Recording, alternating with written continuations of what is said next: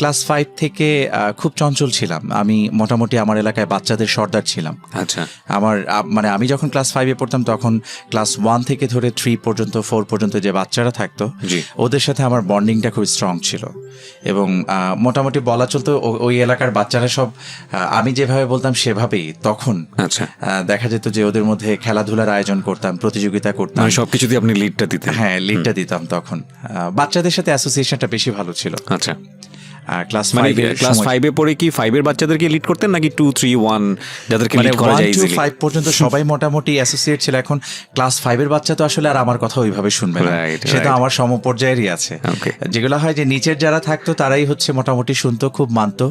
আর কিছু হলেই কমপ্লেন, অন্য বাচ্চার সাথে কোনো ঝামেলা হলে আমার কাছে কমপ্লেন চলে আসতো। এই আর কি। তো বাবা কি করতেন? আমার বাবা ব্যবসায়ী ছিলেন। আমার বাবা ছিলেন বললাম, আমার বাবা 2009-এর 24শে আগস্ট মারা গেছেন। আর আমার বাবা মেনলি করতেন, আমার দাদা যে ব্যবসাটা করতেন সেই ব্যবসাটারই কন্টিনিউশন ছিল আমার বাবার। আচ্ছা, তো আমরা আবার 2 ভাই। তো বাবা যখন দেখেছেন যে আমাদের এই ব্যাপারে ইন্টারেস্ট নাই, ওই ঘরানার বিজনেস আমরা করব না, তখন আস্তে আস্তে ওখান থেকে গুটিয়ে নিয়ে আসে আর কি। আচ্ছা, রাইট। সো ক্লাস 5-এর গল্পে আমরা ছিলাম, ধারাবাহিকভাবে সামনের দিকে আগাই। ক্লাস 5 থেকে যখন স্কলারশিপ পেলাম না, একটু দুঃখ কষ্ট লাগলো। ওখান থেকে তারপর ক্লাস 6-এ উঠে গেলাম। ওখানে আমার পার্শ্ববর্তী একটি স্কুল ছিল, HI স্কুল অ্যান্ড কলেজ বলে ওটাকে। ওই স্কুলে পড়াশোনা। ওখান থেকে আমার আবার ছোটবেলা থেকে পড়াশোনার প্রতি মনোযোগ তো ছিল, কিন্তু এর পাশাপাশি হচ্ছে এক্সট্রা কারিকুলার অ্যাক্টিভিটিসের উপরে আমার খুব ন্যাক ছিল, যেটাকে বলে। ক্লাস 6 থেকে আমাদের হঠাৎ করে বিতর্কের আয়োজন করা শুরু হলো আর কি। তা আমার খুব গর্ব লাগে এই ব্যাপারটা, এই পরিচয়টা দিতে আমার, কারণ আমি ক্লাস 6 থেকে একজন ডিবেটার ছিলাম। এবং তখন আমার এখনো খেয়াল আছে, আমাদের প্রথম বিতর্কের বিষয়টা ছিল শহরের জীবন নয়, গ্রামের জীবনই শ্রেষ্ঠ জীবন, এবং আমি সেটার ফেভারিট ছিলাম আর কি। তখনকার টপিকগুলো তো খুব ইজি, কমন টাইপের টপিক হতো, বিজ্ঞান আশীর্বাদ না, এক্স্যাক্টলি। স্যাররা খুব ইন্সপায়ার করতেন। ক্লাস 6-এ যে আমি ভর্তি হলাম, আমার রোল ছিল তখন 71। আচ্ছা, 71 ছিল। 6 থেকে যখন 7-এ উঠলাম তখন রোল হলো আমার 2। ঠিক মানে অনওয়ার্ডস এভাবে, মানে ছাত্র হিসেবে খারাপ ছিলাম না আর কি, ছাত্র হিসেবে পড়াশোনাটা করতাম, কিন্তু এর পাশাপাশি হচ্ছে কালচারাল অঙ্গনে আমার ব্যাপক পদচারণা ছিল। আমাদের থানা পর্যায়ে, জেলা পর্যায়ে, বিভাগীয় পর্যায়ে আমার বেশ I have had lots of awards. তো যেতাম আর কি ওই মুখী, এবং এই কারণে যেটা ছিল এলাকাতে লোকজনের কাছে একটা বিশেষ পরিচিতি ছিল। এবং ছোটবেলা থেকে যেহেতু টেলিভিশন আমি ডিবেট করতাম এবং বিটিভি থেকে ছোটখাটো চেক পেতাম, শিল্পী সম্মানী, তখন মানে ব্যাংকাররাও আমাকে খুব পছন্দ করতেন। আমার এলাকার যে রিক্সা চালক ছিলেন তারাও খুব পছন্দ করতেন। মানে বাবার সাথে যখন আমি আঙ্গুল ধরে বের হতাম, বাজারে যেতাম বা কোথাও যেতাম, তখন হচ্ছে মানে আমাকে রিক্সায় নেওয়ার জন্য তাদের মধ্যে একটা প্রতিযোগিতার মতো হতো যে কখনই আসবে। বাবাও খুব প্রাউড ফিল করতেন নিশ্চয়ই? বাবা প্রাউড ফিল করতেন। বাবা আসলে চাইতেন পড়াশোনাতে বেশি অ্যাটেনশন দেই। আমার মা আসলে আমার পালসটা খুব ভালো বুঝতেন। মা পালসটা ভালো বুঝতেন বিধায় মা হচ্ছে আমাকে পড়াশোনা একটা লিমিটেড টাইম পর্যন্ত করিয়ে মাই আমাকে পড়াতেন। আমার টিচার মেনলি আমার মাই ছিলেন। মা পড়িয়ে এবং মা আমাকে খেলাধুলার যথেষ্ট সুযোগ দিতেন। দেওয়ার পরে ইভেন আমাকে এমনভাবে পড়াতেন, তখন ডিডি ন্যাশনাল চ্যানেলে হিন্দি মুভি হতো আর কি। তখন আমাকে বলতো এইভাবে যে তুমি যদি এর মধ্যে এই পড়াগুলো কমপ্লিট করতে পারো, রাতের বেলা তোমাকে এই ফিল্মটা দেখতে দেওয়া হবে। আমি খুব ছোটবেলা থেকে আর্ট ফিল্ম দেখতাম, বুঝতাম না কিছু, আবার দেখতাম। এই আর কি। তো 6 একই স্কুলে 6-7 পর্যন্ত পড়লাম। তারপর যখন ক্লাস 8-এ উঠলাম, রোলটা ছিল মানে 2-এই ছিলাম, আর আগাচ্ছিলাম না, কারণ তখন আসলে আমার ওরকম টার্গেটটা ছিল না। আজকে একটা জেলাসির গল্প বলেই ফেলি। আমার কাজিন ছিল, আমার প্যাটার্নাল কাজিন, আমার বাবার সম্পর্কে আমার ফুফাতো ভাই। ও আমার চেয়ে বয়সে 2.5 বছরের বড় ছিল। তো মানে ওরা আমার মধ্যে একটা প্রতিযোগিতা ছিল, মানে খুবই গোপন একটা প্রতিযোগিতা। মানে ও আমাকে পিছনে ফেলতে চাইতো, আমি ওকে পিছনে ফেলতে চাইতাম। এটা নিয়ে আবার আমার মা এবং ওর মায়ের মধ্যে একটা শীতল যুদ্ধ ছিল ভিতরে ভিতরে। হ্যাঁ, কেউ কখনো প্রকাশ করতো না। তো যেহেতু আমার চেয়ে একটু বয়সে বড় ছিল, কখনো যদি আমি ওর সাথে হেরে যেতাম, মানে আমি থার্ড হয়ে ও সেকেন্ড হতো বা আমি সেকেন্ড হয়ে ও থার্ড হতো, আমার বাবা মানে আমার কোনো ইনফিরিয়রিটি দেখে আমার বাবা কোনো কথা বলতেন না। বাবা বলতেন যে ওর চেয়ে বয়সে বড়, একটু ম্যাচিওর হবে, স্বাভাবিক, ও পারবে না, একটু আটকে যাবে, এটা স্বাভাবিক। তো মা বলতেন না, এটা হবে কেন, ওকে পারতেই হবে। তো ক্লাস 8-এ যেটা হলো যে ও থার্ড হলো, আমি সেকেন্ড হলাম। আমাদের দুজনের মাথায় এটা কখনোই কাজ করে না যে আমাদের ফার্স্ট হতে হবে। আমাদের মাথায় রেদার এটা কাজ করতো যে ও আমার আগে যাবে না, আমি ওর আগে যাব না। ওকে, মানে দুজন একসঙ্গে থাকি। হ্যাঁ, তারপর ক্লাস 8-এ যখন রেজাল্ট হলো, যখন থার্ড হলো, ওর খুব মন খারাপ হলো। ও মন খারাপ করে ওখান থেকে স্কুল ছেড়ে আরেক স্কুলে চলে গেল। হ্যাঁ, ওই স্কুলটা আবার যে স্কুলটাতে চলে গেল, এটা BM boys union high school, and this is one of the best schools of our district. ও যখন চলে যাওয়ার পরে মানে একটু কেমন যেন হয়ে গেল, মানে ঠিক মজা পাচ্ছিলাম না পড়ালেখার মধ্যে যেটা। তো যখন 8 থেকে আবার, তখন তো আমার কম্পিটিটর আর কি, যে ফার্স্ট বয়, তার সাথে আমার কম্পিটিশন চলছে। তার সাথে আবার কম্পিটিশন করতে, যে কোনো একটা সাবজেক্টে, যেটা আমার ফেভারিট সাবজেক্ট ছিল তখন, এগ্রিকালচার সাবজেক্টে আমি মানে ক্লাস 6 থেকে হায়েস্ট পেতে আসছিলাম, 6, 7, 8, মানে এটার হায়েস্ট কেউ আমার কাছ থেকে নিতে পারতো না। আর বাই দিস টাইম আমাদের এগ্রিকালচারে যিনি আগের টিচার ছিলেন, ওই স্যারের নাম ছিল হুমায়ুন কবির। ওই স্যারের ট্রান্সফার হয়ে যায়, আমার সবার নাম খুব স্পষ্ট খেয়াল আছে, আমার ভালো লাগছে আমার। তো হুমায়ুন কবির স্যার উনি চলে যাওয়ার পর ওখানে রফিক স্যার নামে একজন ভদ্রলোক আসেন। উনি আসার পরে ওই খাতাটায় উনি আমাকে ফার্স্ট বয়, ওর নামটা বলেই ফেলি, আমার খুব ক্লোজ ফ্রেন্ড, স্টিল আমার খুব ভালো বন্ধু, কাজী হারুনুর রশিদ। তো ওর হচ্ছে ওই সাবজেক্টেও আমার চেয়ে বেশি পায়, এবং প্রায় 7 থেকে 8-এর মতো। কৃষি শিক্ষা, হ্যাঁ, কৃষি শিক্ষায় বেশি পায়। বেশি পাওয়ার কারণে যেটা হয় যে 4 না 5 ব্যবধানেও ফার্স্ট হয়। এখন আমি হিসাব করে দেখছিলাম যে 8 যদি কৃষিতে সে আমার চেয়ে বেশি পায়, আচ্ছা 4-5-এর যে ব্যবধানটা, এটা কমে যেত যদি আমি হায়েস্ট পেতাম। আচ্ছা, তখন আবার আমার মধ্যে একটা চলে আসছে যে না, এটা আমি এই যেটা আমার কাজিন মানেনি, যে আমি থার্ড হলাম, এটা হয়নি। তা ঠিক একই রকম একটা কনসিকুয়েন্স আমিও পড়ার পরে দেন আমি চ্যালেঞ্জ করলাম না, বাট আমি এই টিচারের কাছে গেলাম, যে বললাম যে স্যার, কিছু পারিবারিক রিজন দেখিয়েছে যে আমার পক্ষে আসলে এখানে থাকা পসিবল হচ্ছে না, আমি ওইদিকে চলে যাব, এই স্কুলটাতে পড়তে হবে আমাকে। আমার হেড টিচার আমাকে জড়িয়ে ধরে কানলেন অনেকক্ষণ। উনি কান্নাকাটি করার পর আমি আবার কিছুটা ইমোশনালি বায়াসড হয়ে যাচ্ছিলাম। তারপরে হঠাৎ করে মনে হলো, না থাক, ইমোশনাল হওয়া যাবে না। স্যারটা খুবই অন্যরকম মানুষ ছিলেন, আব্দুল আলী স্যার, আমাদের খুব প্রিয় মানুষ, শৈল্পিক, মানে খুবই শিল্পমনা একজন মানুষ। পরে আর ওখানে থাকলাম না, ওখান থেকে আবার ওই স্কুলে চলে গেলাম যেখানে আমার কাজিন চলে গেল। আচ্ছা আচ্ছা, তো ক্লাস 8-এ এটা?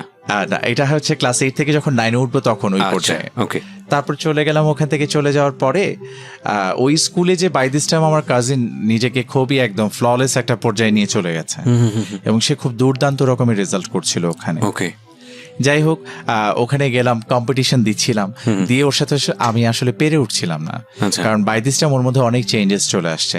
ও ইংরেজি, ফিজিক্স, কেমিস্ট্রি, প্রত্যেকটা সাবজেক্টে নিজেকে একটা অনন্য মাত্রায় নিয়ে গেছে। তা আমিও খুব হার্ড অ্যান্ড সোল ট্রাই করছিলাম, বাট ওর সাথে আসলে পেরে ওঠা যাচ্ছিল না। বাই দ্য ওয়ে, যেটা হলো যে ফাইনালি যখন আমরা ক্লাস 10-এ পরীক্ষা দিলাম, ম্যাট্রিক পরীক্ষা যখন দিলাম, দেওয়ার পরে হচ্ছে আমাদের রেজাল্ট হলো আমরা দুজনেই স্টার মার্কস পেলাম। বিউটিফুল। তো কিন্তু আমার চেয়ে নাম্বার অনেক বেশি পেলাম। কত সালে এসএসসি? 99। হ্যাঁ, আমি আপনার 1 বছরের সিনিয়র। 98, আমার মনে হয় 99 লাস্ট ব্যাচ ছিল যাদের এই যে স্টার মার্কস। আমার আসলে 2000 হতো, কিন্তু আমার যেটা হয়েছে যে আমি একটা ক্লাস স্কিপ করে, মানে 1 আমি পড়ি নাই, না পড়ে আমি 2-তে উঠে গিয়েছিলাম। এই কারণে আমার 2000-এ হতো, কিন্তু আমি 1 বছর যেহেতু আগে চলে আসছি, এই জন্য আমার 99-এ পরীক্ষা। তাহলে আমি আপনার 2 বছরের সিনিয়র। না, তা জানি না, অবশ্য ওটা ডেট অফ বার্থ দেখলে বোঝা যাবে। ওকে, না ঠিক আছে, বলেন। পরে ওখান থেকে দুজনে স্টার পেলাম, এবং কিরকম জেলাসি ছিল, ও খুব, মানে আমার কাজিন আশেপাশে আমার অন্যান্য যে সারাউন্ডিংস, যে ফ্রেন্ডস গুলো যারা ছিল, ওদেরকে ইন্সপায়ার করতো, ওরা যেন আমাকে পিছনে ফেলতে পারে, আমাকে ইন্সপায়ার করতো না।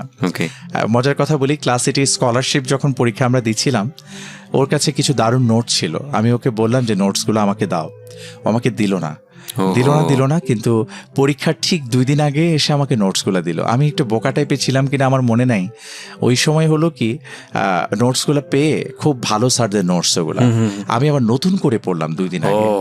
এই নতুন করে পড়ে যেটা হলো, পরীক্ষার হলে যে আমি ভুলেই গেলাম যে কি লিখছি, কি পড়ছি আসলে। তখনও বাইরে যখন পরীক্ষা দিয়ে আমি যখন আসলাম, ও খুব হাসতেছে, মানে আমি কিন্তু এটা টার্গেট করে তোকে দিয়েছিলাম এইভাবে। কোরিয়ান ডিপ্লোম্যাট ছিল আমাদের। হ্যাঁ, আমাদের দুজনের শীতল সম্পর্কটা মোটামুটি। আমার যেটা হয় কি, যে কেউ ভুল করে সে একবার সরি বললে আমার কাছে ইটস অলরাইট, আমি আর ওটা মাথায় কখনো রাখি না। এবং আমার জীবনে অনেক বড় কেউ ক্ষতি করে দিয়েছে, সেই ক্ষতি করার পরেও দেখা গেছে যে আমি আমার জায়গা থেকে যথেষ্ট সুযোগ ছিল তার একটা লস করে দেয়া, হার্ম করে দেয়া, কিন্তু উপরে যিনি মহান সৃষ্টিকর্তা যিনি আছেন, তিনি আমার হার্ট ডেফিনেটলি রিড আউট করতে পারেন। আমি সে সকল সুযোগ কখনো কখনোই নেইনি, and by heart and soul I can say television ডিবেটের জন্য আমাদের হঠাৎ করে সেকেন্ড স্পিকার অসুস্থ হয়ে গেল, আর আমি তখন ওই স্কুলে নতুন গিয়েছি। এখন আমি যে বিতর্ক করি সেটা হচ্ছে সেই স্কুলে টিচারদের কাছে এখন পর্যন্ত পৌঁছায়নি। আচ্ছা, তখন হঠাৎ করে স্যাররা ক্লাসে ঘোষণা দিলেন যে আমাদের একজন ডিবেটার লাগবে, একজন অসুস্থ হয়ে গেছে। তো আমরা প্রায় 28 জন না যেন 30 জনের মতো আমরা ট্রায়াল দিলাম। ট্রায়াল দেওয়ার পরে সেখান থেকে ফরচুনেটলি আমি সিলেক্ট হলাম। আমি সিলেক্ট হওয়ার পরে এখন যেটা হলো, বাই দিস টাইম টেলিভিশন ডিবেটের ডেটগুলো অনেকদিন আগে দিয়ে দিত, আর তখন পর্যন্ত আমরা ডেট পাচ্ছিলাম না কবে আমাদেরটা হবে আর কি। বাই দিস টাইম আমাকে মা জোর করে চুল ফেলে দিল, আমার চুল ভালো হচ্ছিল না আর কি। তো চুল ফেলে দেওয়ার কারণে আমি খুব শাই টাইপ ছিলাম তখন। তো যখন চুল ফেলে দিল তখন এর মধ্যে টেলিভিশন ডিবেটের ডেট আসলো। আচ্ছা, এখন আমাদের যিনি যে স্যার মেইনলি এটাকে কোঅর্ডিনেট করতেন, ওনার নাম ছিল পার্থ বণিক স্যার। জি, ওই স্কুলের ম্যাথমেটিক্স করাতেন আমাদের। তো ওনার অনেক অবদান আছে আমাকে একজন ভালো ডিবেটার হিসেবে গড়ে তোলার পিছনে, মানে হি হ্যাজ কন্ট্রিবিউটেড এ লট। তো স্যার কি করলেন, খুঁজলেন আমাকে, আমার কাজিনকে বললেন তোমার কাজিনকে খবর দিও। আমি জানি না ও শুনবে কিনা, যেহেতু ছোটবেলার গল্প বলে দিচ্ছি। ও আমাকে এসে আর জানালো না, আমাকে জানার কারণ তখন ফোনগুলো আসলে সেরকম অ্যাভেলেবেল ছিল না। আচ্ছা, আমাকে আর জানায়নি। So by this time sir আমার অল্টারনেটিভ যিনি ফোর্থ ছিলেন তাকে নিয়ে নিলেন, তাকে নিয়ে তারপর টেলিভিশন ডিবেটটা হয়ে গেল। বাই দিস টাইম আমার চুলও বড় হয়ে গেল। আচ্ছা, তা আমি স্কুলে যাওয়ার পর স্যার আমাকে ধরলেন যে তোমাকে এতবার ডাকলাম তুমি আসলে না। আমি স্যার আমাকে কেউ কিন্তু বলেনি কিছু, আমি স্কুলে যাইনি চুল বড় করার জন্য। ওকে। তো পরে হচ্ছে আমার কাজিন আমাকে বলল, হ্যাঁ যে আসলাম তো টেলিভিশনে, হাতে তালিও দিয়ে এসছি, আমাকে দেখাইছি টিভিতে, তুমি দেখছো। আপনি হাসতে হাসতে বলতেছেন এটা? হ্যাঁ, ও আমাকে বলছে। বলার পর আমি ওকে জাস্ট একটা কথাই বললাম, তুমি তো ওখানে দর্শক হিসেবে গিয়েছো, আমি ওখানে যাব, ওখানে ডিবেট করব এবং আমি শ্রেষ্ঠ বক্তা হব, তখন তুমি তালি দিও। এবং ঠিক তার পরের বছরই দ্যাট ইনসিডেন্ট হ্যাজ বিন ডান। একটা কথা আছে যে প্রতিভা আটকে রাখা যায় না, এটা যে কোনো ভাবেই হোক বিকশিত হয় আর কি। মানে আমি আসলে ঠিক ওইভাবে বলি না, আমার হয় কি যে আমাকে যখনই কেউ কোনো চ্যালেঞ্জ ছুড়ে দিয়েছে এই জীবনে, আমি ফেস করতে ভালোবেসেছি। আমার কাছে মনে হয়েছে I have to face it. মানে আমি পিছনে কোনো প্রতিবন্ধকতা কি হবে কি না হবে, কারণ ওই হারানোর জায়গাটাতে কিছু ছিল না। যেহেতু আমাদের একজন স্যার বলতেন যে you should minimise your expectations, প্রত্যাশাকে যত সংকুচিত করে রাখবা তোমার কষ্ট তত কম হবে। এবং আমি খুব সচেতনভাবে, এবং আমি জানি না সাবকনশিয়াসলি এটা আমার মধ্যে কাজ করে, আমার প্রত্যাশা আলহামদুলিল্লাহ অনেক মিনিমাইজ থাকে। আমি কখনোই খুব বড় কিছু প্রত্যাশা করি না। আমার মনে হয় না যে I have to achieve lots of things, এরকম কিছু মনে হয় না। জীবন খুব ছোট, আমার কাছে মনে হয় যে একটু করে যাওয়া, কাউকে সচেতনভাবে আঘাত না করা, হয়ে গেলে সরি বলে ফেলা, তারপর হচ্ছে সৃষ্টিকর্তার কাছে মাফ চেয়ে নেয়া, অ্যান্ড দেন হচ্ছে আবার নিজের মতো করে নিজের গতিতে চলা। কারণ প্রত্যেকটা মানুষ ভুল শুদ্ধ নিয়ে বড় হয়। মানে পারিপার্শ্বিক কারণেই অনেক সময় আপনি হয়তো ভুলটা করতে চান না, কিন্তু পারিপার্শ্বিক অবস্থার কারণে একটা ভুল সিচুয়েশন হয়ে গেল। এই যে এটা বলতে বলতে মনে পড়লো, নটর ডেমে তখন বিভাগীয় পর্যায়ের কম্পিটিশন হচ্ছিল উপস্থিত বক্তৃতার। আমি আনফর্চুনেটলি সেখানে সেকেন্ড হলাম। আমার এক্সপেকটেশন ছিল আমি ফার্স্ট হব, তারপরে হচ্ছে জাতীয় পর্যায়টা হবে। ফার্স্ট হয়ে গেল গ্রামের একটা মেয়ে, আমি তার নামটা এখন আর মনে করতে পারছি না, এবং এটার জন্য আমি খুব অনুতপ্ত। আমার এল্ডার সিস্টার, ও এখন ইউএসএতে আছে, তো ও আমাকে নিয়ে গেল এই কম্পিটিশনে। ওর সাথে আমার বয়সের ডিফারেন্স খুব বেশি না, 2 ইয়ার্সের ডিফারেন্স।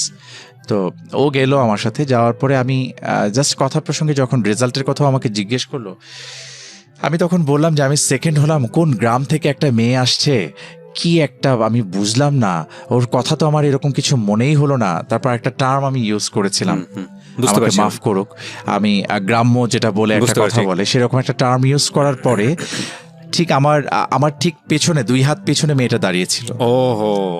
এবং আমি জাস্ট পিছনে তাকিয়ে আমি একবার জাস্ট বললাম যে আই এম এক্সট্রিমলি সরি। এটা বলার পরে দেন আমার কাছে মনে হয়েছে যে এই সরি বলাটা আসলে যথেষ্ট ছিল না, আর একটু ভালো করে সরি বলা দরকার ছিল।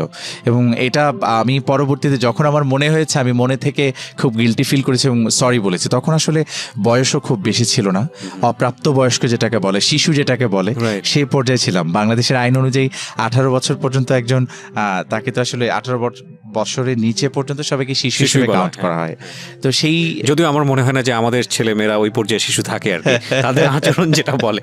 ওকে, এই আর কি। তো এটার পরেও একটুখানি খুব একটা গিল্ট একটা ফিলিং অনেকদিন কাজ করেছে, এই একটা বিষয়। আর তারপরে চলে আসি রেজাল্টের পরে হচ্ছে আমার কাজিন, ও ঠিক কাজিন ঘরানায় আসলে আটকে যাচ্ছে ওরকম কিছু না। আমরা কলেজে ভর্তি হলাম, আমি নারায়ণগঞ্জেই থাকলাম, ও নটরডেমে ভর্তি হলো। আচ্ছা, তারপরে হচ্ছে ওখান থেকে আমাদের রেজাল্ট হওয়ার পরে ও হচ্ছে মেরিন ইঞ্জিনিয়ার হয়ে গেল। মানে মেরিনের তো দুইটা ইসে হতো, একটা হচ্ছে চিটাগংয়ে আর একটা হচ্ছে আমাদের এখানে। ও পসিবলি মেকানিক্যাল ইঞ্জিনিয়ার হলো। দুইটা ভাগ থাকে, নটিক্যাল, মেকানিক্যাল। আর বাই দিস টাইম আমি আসলে খুব কনফিউজ ছিলাম আমাকে তখন ওই পর্যায়টায় আমাকে নিয়ে, যে আসলে কি করতে চাই বা কি করব আমি। আমার আসলে কোনো ফিক্সড স্বপ্ন ছিল না। যেমন আমার এক বন্ধু ডাক্তার হতে চাইতো, ওকে দেখে আমার মনে হলো যে আমি তাহলে ডাক্তার হতে পারি। মানে that was not my dream, I was like আমি আমার ফ্রেন্ডের স্বপ্নকে নিজে ওন করছিলাম ওটা দেখে দেখে। যেহেতু ওটা দেখে দেখে ওন করছিলাম, মেডিকেলের পরীক্ষাটাও আসলে ঠিক মানে এমনভাবে দিলাম, মেডিকেলটাই ফার্স্ট প্রায়োরিটি ছিল তখন। আমরা 1, 2, 3 কলেজের 1, 2, 3 আমার যে ফ্রেন্ডটা থার্ড আর কি, ওর মেইনলি মেডিকেলে হলো। আমাদের 1, 2 যে দুজন ছিলাম আমরা, ফার্স্ট বয় সেকেন্ড বয়, আমাদের আর মেডিকেলে হয়নি। এবং হয়নি, রেজাল্ট যখন পাবলিশড হলো তখন দেখলাম যে আমাদের রোলের পাশে কোনো মার্কস টার্কস কিছুই নাই, কিছু বলাও নাই। তো এটার মানে হচ্ছে যে আমরা হয়তো রেজিস্ট্রেশনের সময় কোনো একটা মিস্টেক করেছি। আচ্ছা, তো সেই জায়গাটাতে আমার ফ্রেন্ড আমাকে বলছিল, কাজী বলছিল যে আসো অথরিটির সাথে কথা বলে জিজ্ঞেস করে আসি যে কি হইলো আমাদের রেজাল্টটা। আমরা রাখো তো, এটা আমাদের কপালে নাই, আসো চলে যাই। তো আমি জাস্ট ওখান থেকে চলে আসি। এবং আমার খুব বাজে একটা বিষয় ছিল, আমি কখনোই একবারের বেশি অ্যাটেম্প নিতাম না। মানে একবার যদি আমার না হতো, সেকেন্ড টাইম আমি আর পিছনে ফিরে তাকাতাম না। তখন সামনে যেটা আসতো আমি সেটাকে গ্র্যাব করার চেষ্টা করতাম। এটা পরবর্তীতে একটু চেঞ্জেস আমি এনেছি, কিন্তু খুব বেশি পরিমাণে না। ওকে, সো আপনি ইন্টার পরীক্ষার পরের সময় আছেন এখন? হ্যাঁ, রাইট। ওকে, ইন্টার পরীক্ষার পরে তারপর মেডিকেলে যখন হলো না, ফ্যামিলি থেকে পারমিশন নেওয়া হলো যে আমি প্রাইভেটে ভর্তি হব, নর্থ সাউথে পড়বো। আচ্ছা, বাই দিস টাইম ঢাকা ইউনিভার্সিটিতেও পরীক্ষা দিয়েছিলাম, হয়নি। আচ্ছা, কিন্তু যেটা প্রবলেমটা যেখানে হয় সেটা হচ্ছে মেডিকেলের কোয়েশ্চেন প্যাটার্ন আর ইউনিভার্সিটি, আপনি you know it very well, দুইটা তো একদম আলাদা থাকার কারণে আমার আসলে ইউনিভার্সিটি প্রিপারেশন একদমই নেওয়া হয়নি। তা আমি প্ল্যান করেছিলাম নর্থ সাউথে ভর্তি হব, এবং আমার ফ্যামিলি থেকেও এগ্রি করলো। কিন্তু বাই দিস টাইম আমার খুব ক্লোজ ফ্রেন্ডস, মানে আমরা 1 থেকে 5 পর্যন্ত যে 5 জন ছিলাম, আচ্ছা, এটা আবার খুব বাজে একটা বিষয় ছিল আমার, যে আমরা হচ্ছে খুব ভালো ভালো ছাত্রগুলো মিলে ফ্রেন্ড হতাম। সাধারণত হয় না। হ্যাঁ, তা আমাদের যেটা হয় যে পিছনের যারা ব্যাক বেঞ্চার যারা ছিল ওদের সাথে সম্পর্ক ভালো ছিল, আমি সম্পর্কটা ভালো রাখতাম, কিন্তু দে আর নট ফ্রেন্ডস অ্যাকচুয়ালি। আচ্ছা, তারা ফ্রেন্ডস ছিল না। তো ওখান থেকে ওরা 2 জন করলো কি, ওরা জগন্নাথ ইউনিভার্সিটিতে গেল ফর্ম আনার জন্য। ওখান থেকে ফর্ম এনে ওরা একটা এক্সট্রা ফর্ম নিয়ে এসছে, এবং আমাকে খুব সকাল থেকে ধরে বোঝাচ্ছে যে, তা আমি আসলে ঢাকা ইউনিভার্সিটি ক্যাম্পাসটা দেখে আমার এত ভালো লেগেছিল, স্পেশালি তখন কার্জন হলটা, এবং আমি মনে মনে বলছিলাম যে এখানে পড়তে পারলে ভালো হতো। আচ্ছা, তো ওখানে পরীক্ষা দেওয়ার পরে সবগুলো সাবজেক্ট পেলাম। পাওয়ার পরে আমার বড় ভাইয়ের, আমি আসলে এক এক সময় এক একজনের স্বপ্ন লালন করেছি। আমার বড় ভাইয়ের খুব পরিসংখ্যানে পড়ার ইচ্ছা ছিল, তো সে পরিসংখ্যানে পড়তে পারে নাই। As I was the youngest one, I am the youngest one of my family. তা আমার উপরে ওরা হয়তো চাপিয়ে দিতে, আমি ঠিক জানি না এটাকে চাপানো বলে নাকি অতিরিক্ত ভালোবাসা বলে, যেটা কারণ সবাই খুব টেক কেয়ার করতো, খুব আদর করতো, এবং ফ্যামিলিতে সবারই খুব আদরের ছিলাম। তো যেটা হলো, আমাকে বললো তুমি স্ট্যাটিস্টিক্সে পড়ো। আমি সাবজেক্টের নামটা শুনে আমার মনটা খারাপ হয়ে গেছে। আমার ইচ্ছা ছিল আমি ইংলিশে পড়বো, ইংলিশ লিটারেচার নিয়ে পড়াশোনা করবো। আদারওয়াইজ যদি সায়েন্সের সাবজেক্ট নিয়ে পড়তে তাহলে কেমিস্ট্রি নিয়ে পড়বো। আচ্ছা, কারণ কেমিস্ট্রিতে রেজাল্ট ভালো ছিল। ম্যাথমেটিক্স চাপিয়ে দিলে আই ডিডন্ট মাইন্ড, কিন্তু আমাকে স্ট্যাটিস্টিক্সের কথা বললো। পরে স্ট্যাটিস্টিক্স ভাইয়া বলছে ওকে ঠিক আছে, কারণ বাবার পরে আমি বেশি ভয় পেতাম ভাইয়াকে, বড় ভাই। হ্যাঁ, আচ্ছা, তো ও যখন বলার পরে আমি রাজি হয়ে গেলাম। তারপর আমি স্ট্যাটিস্টিক্সে পড়াশোনা করলাম। স্ট্যাটিস্টিক্সে থার্ড ইয়ারে আসার পরে আমার মনে হলো আমার জীবনের সবচেয়ে বড় ভুল সিদ্ধান্তটা আমি নিয়েছি পরিসংখ্যানে পড়তে এসে। এটা তো আপনার থার্ড ইয়ারে, আমি honours masters even MPhil complete করার পরে আমি রিয়েলাইজ করেছি যে আমার জীবনের ভুল সিদ্ধান্ত ছিল এরকম একটা সাবজেক্ট নিয়ে পড়াশোনা করার। কজ আমার ক্যারিয়ার আলাদা, আমার স্টাডি কোনো কাজে লাগলো না। আমি রিয়েলাইজ করলাম আমার জীবনের স্বপ্ন ছিল ডাক্তার হওয়ার, হ্যাঁ, এবং সেটা সবকিছু কমপ্লিট হয়ে যাওয়ার পরে আর কি, কারণ জীবনটা তো আসলে এই মুহূর্তে যদি বলি যে ডাক্তারি বিদ্যা নিয়ে পড়াশোনা করবো, দ্যাট ইজ রিয়েলি ইম্পসিবল। হ্যাঁ, সো এটা আসলে আমাদের অনেক আগে থেকে রিয়ালাইজ করা উচিত। রাইট।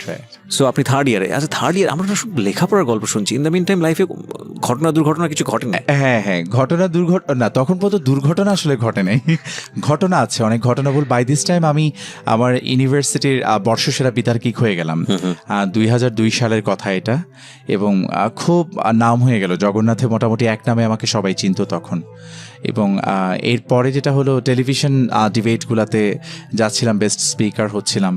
বাই দিস টাইম আমার কাছে মনে হলো যে আমার যেহেতু বিটিভি তো আসলে প্রমিত উচ্চারণটাকে অনেক বেশি এপ্রিসিয়েট করতো, এবং আমরা যখন বিটিভিতে ডিবেট করতাম তখন উচ্চারণ ও বাচনভঙ্গির জন্য 5-5 করে আলাদা করে নাম্বার ছিল। তখন আমার মনে হলো যে আমার উচ্চারণটাকে একটু ফ্ললেস করা উচিত। ওই জায়গা থেকে আমি একটা আবৃত্তি সংগঠনে জড়িয়ে গেলাম। এটা হচ্ছে টিএসসিতে ছিল স্বরকল্পনা আবৃত্তি চক্র, এবং তাদের সাথে মোটামুটি অলমোস্ট আমি 10-12 বছরের মতো কাজ করেছি। মানে এক নাগারে কাজ করেছিলাম 4-5 বছর। তারপরে হচ্ছে ওটা করতে যেয়ে যেটা হলো যে আবৃত্তির প্রতি একটা ন্যাক চলে আসলো। ডিবেটের পরে আমার দ্বিতীয় ভালোবাসা আবৃত্তি হয়ে গেল। আবৃত্তি করতে করতে একটা সময় পরে আমার কাছে মনে হলো আমি আমার জীবনের স্বপ্নটা হয়তো পেয়ে গেলাম। সেটা কি, আমার মনে হলো যে আমি মিডিয়াতে কাজ করব, কিন্তু আমি প্রিন্ট মিডিয়াতে কাজ করব না, ইলেকট্রনিক মিডিয়াতে কাজ করব। আমাকে by this time I was having lots of offers in different newspapers. কেন দিত আমি নিজেও জানি না। আমাকে বলতো যে আপনি আসেন, কন্ট্রিবিউটর হিসেবে কাজ করেন বা আমাদের সাথে যুক্ত হন, সাংবাদিকতা করেন, আপনি ভালো করবেন। তা আমি বললাম যে প্রিন্ট মিডিয়াতে আমি কাজ করব না, কারণ আমার কাছে তখন ওই সময়টাতে আমার কাছে মনে হতো যে আমি একটা কাজ যদি করি, সেটা যদি মানুষ দেখতেই না পেল তাহলে সেটা কিসের কাজ। আর প্রিন্ট মিডিয়াতে লেখালেখি করে কাজটা বোঝানো বা দর্শকের কাছে পৌঁছানো আমার কাছে সেই সময়টাতে খুব টাফ মনে হয়, এখনো কঠিন। তখন আমার মেইনলি ড্রিমটা ছিল আমি নিউজ প্রেজেন্টার হব। হ্যাঁ, নিউজ প্রেজেন্টার হব। তো আমি অডিশন দিয়ে বেড়াচ্ছিলাম রীতিমতো। 21 টিভি যখন রিওপেন হলো তখন গেলাম, একদম লাস্ট পর্যন্ত যে বাদ পড়ে গিয়েছিলাম। রক্তিম ত্রিপুরা ওর সামওয়ান এরকম একজন পড়েন, তিনি আমার সাথেই ছিলেন তখন। আমরা খুব শর্ট সিলেক্টেড কয়েকজন ছিলাম, 12 থেকে 14 জন। ওখান থেকে কয়েকজনকে যেন ফাইনালি নেওয়া হয়েছিল 6 জন। আমি একমাত্র ফ্রেশার ছিলাম ওখানে, আর বাকি সবারই মোটামুটি বাংলাদেশ বেতার বিভিন্ন জায়গায় কাজ করার এক্সপিরিয়েন্স ছিল। এনিওয়ে, তো ওখানে হলো না। একটা সময় পরে মানে সময় যাচ্ছে আমি দেখলাম যে নিউজ প্রেজেন্টেশনের জন্য আমি ডাক পেতাম না, শুধু উপস্থাপনার জন্য ডাক পেতাম। কখনো কখনো ধারা বর্ণনা, নেপথ্যে কণ্ঠ দেয়া, এই বিষয়গুলোর জন্য অনেক ডাক আসতো, এবং আমি খুব এনজয় করতাম এগুলাতে। অ্যান্ড ট্রাস্ট মি, আমি যে সকল প্রডিউসারের সাথে ফ্রিল্যান্সিং এ সকল কাজ করেছি, তারা মনে হয় কেউ আমাকে বলতে পারবে না তারা কখনো, মানে আমি তাদের কাছ থেকে কখনো পেমেন্ট নিয়েছি, কখনোই বলতে পারবে না। আমি কাজটা করতাম একদম ভালোবাসা থেকে। মানে আমার মনে হতো যে কণ্ঠের খেলাটা একটু খেলি। এবং কখনো এমনও হতো যে স্টুডিওতে স্ক্রিপ্ট আমাকে ধরিয়ে দিয়ে প্রডিউসার ডিরেক্টর সব গান চলে গেছে, যে তুমি তোমার মতো পড়ে রেখে চলে যাও, আমরা পরে ওখান থেকে কেটে টেটেই করে নেব। তখন আমি আবার বিসিএস এর প্রিপারেশন নিচ্ছিলাম। বাই দিস টাইম আমার অনার্স কমপ্লিট। অনার্স কমপ্লিট হয়ে যাওয়ার পরে যেটা হলো যে আমাদের ইউনিভার্সিটিতে ডিবেটারদের মধ্য থেকে কখনো প্রেসিডেন্ট পদটা দেওয়া হতো না। মানে আমাদের টিচারদের মধ্য থেকে কেউ একজন প্রেসিডেন্ট পদে থাকতেন, আর স্টুডেন্টদের মধ্য থেকে একজনকে জেনারেল সেক্রেটারি বানানো হতো। এটা কি মানে ডিবেট সংগঠন জগন্নাথ বিশ্ববিদ্যালয় ডিবেটিং সোসাইটি যেটা। তা যখন এটা ইউনিভার্সিটি হিসেবে অ্যানাউন্সড হয়ে গেল কমপ্লিটলি, তখন নির্বাচনটা হবে এবং ছাত্রদের মধ্য থেকে প্রেসিডেন্টশিপ দেওয়া হবে। এবং আমার খুব ভালো লাগার একটা বিষয়, আমি কতটুকু করতে পেরেছি পারিনি সেটা ভিন্ন বিষয়, কিন্তু আমি জগন্নাথ বিশ্ববিদ্যালয় ডিবেটিং সোসাইটির প্রথম প্রেসিডেন্ট ছিলাম। মানে বিশ্ববিদ্যালয় হওয়ার পরে যেটা ছিল আর কি, ওখানে ইলেক্টেড প্রেসিডেন্ট, আমাদের যে এক্সিকিউটিভ মেম্বার্স থাকি সবাই মিলে। তো সেই সময়টা আমার আসলে মানে সাংগঠনিক একটা পথ পাওয়ার চেয়ে আমার কাছে খুব গুরুত্বপূর্ণ ছিল যে আমার প্রথম পরিচয় আমি একজন বিতর্কী। আমার কাছে তখন মনে হতো যে আমার বিতর্কের জায়গাটার প্রতি আমি ফোকাস করব। এবং আমি কিন্তু আসলে নির্বাচনে দাঁড়াতেও চাইনি, আমাকে জোর করে দাঁড় করানো হয়েছিল। যাই হোক, এনিওয়ে পরবর্তীতে তারপর একটা বছর কাজ করে ওখান থেকে দেন চলে আসা মোটামুটি। এবং হয় কি, যারা সংগঠনে কাজ করে তাদের কিন্তু সংগঠনের প্রতি একটা ভালো লাগা ভালোবাসা থেকে ছেড়ে আসতে খুব কষ্ট হয়। তা আমি বাই দিস টাইম আমি আমার ড্রিম যেহেতু খুব ফ্লাকচুয়েট করছিল যে আসলে কি হব আমি, যখন অনার্স কমপ্লিট করে আমি মাস্টার্সে অ্যাডমিশন নিলাম তখন আমার মনে হলো যে আমি একজন জার্নালিস্ট হব, কিন্তু আমি রিজিয়নাল রিপ্রেজেন্টেটিভ হিসেবে বিভিন্ন ইন্টারন্যাশনাল কোনো কিছুতে কাজ করব, লাইক CNN, BBC, এগুলোতে। এবং এগুলোর জন্য আমি নিজেকে I was just making myself, I was trying my level best to make myself perfect. এই জন্য আমি যেটা করলাম যে স্ট্যাটিস্টিক্সে অনার্স মাস্টার্সের পরে, মানে মাস্টার্সে পড়ার সাথে সাথেই প্রেস ইনস্টিটিউট অফ বাংলাদেশ আছে, ওখানে জার্নালিজমে একটা পোস্ট গ্রাজুয়েশন ডিপ্লোমা করায় 1 ইয়ারের। আমি সেখানে অ্যাডমিশন নিয়ে নিলাম এবং সেটা আমি কমপ্লিটও করলাম ঠিক মতো, এবং রেজাল্টও ভালো ছিল। এটা হচ্ছে জার্নালিস্ট হতে চাওয়ার স্বপ্নের জন্য ওটা করতে চাওয়া। এবং করার পরে যেটা হলো, বাই দিস টাইম আমার ফ্যামিলির, মানে আমার মা তখন অস্ট্রেলিয়াতে ছিলেন, আমার বড় আপু অস্ট্রেলিয়াতে থাকেন। তো ওরা দেখছে যে মিডিয়ার খুব বিচ্ছিন্ন বিচ্ছিন্ন কাজ করছি একটা প্রাইভেট ফার্মে, মানে আমার এক আন্টির একটা প্রাইভেট ফার্ম ছিল, ওখানেও আমি জব করছিলাম, মানে কোনোটাই আসলে যাচ্ছিল না।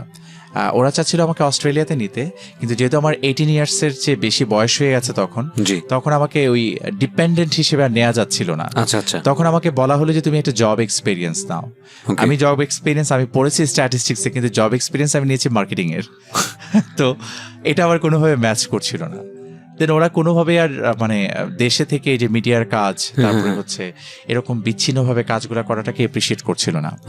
আমাকে একটা রীতিমতো মানে একটা ঝাড়ির মতোই দিল যে হয় বাংলাদেশে ডিগনিফাইড কিছু করো, নয়তো তুমি অস্ট্রেলিয়াতে চলে আসো। Now you're facing the মানে reality of life, tough reality of life. Exactly. এটাকে বলে। এবং আমার somehow আমি জানি না, মানে আমার কখনোই বিদেশ ভালো লাগে না, কখনো না। আমি আজ পর্যন্ত যাই না।